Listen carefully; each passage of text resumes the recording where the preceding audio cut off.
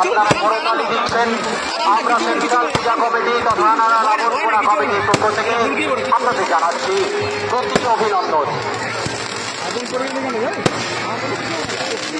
এক ঝাঁক তরুণ, নতুন তরুণ যুবক যারা 4 বছর বন্ধ থাকার পর সেন্ট্রাল পূজা কমিটির সাথে কাঁধে কাঁধ মিলিয়ে এই রাবণ পোড়া অনুষ্ঠানের আয়োজন করেছেন। সমস্ত দর্শকবৃন্দের পক্ষ থেকে আমরা তাদের জানাচ্ছি অসংখ্য অসংখ্য ধন্যবাদ।